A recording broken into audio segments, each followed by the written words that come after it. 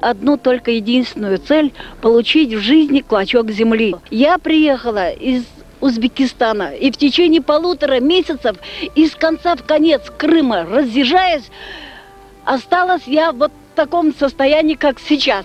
По состоянию на 1 июля 1992 года в очереди при Алуштинском горсовете стоит 2196 крымско-татарских семей, в том числе 272 семьи на жилье.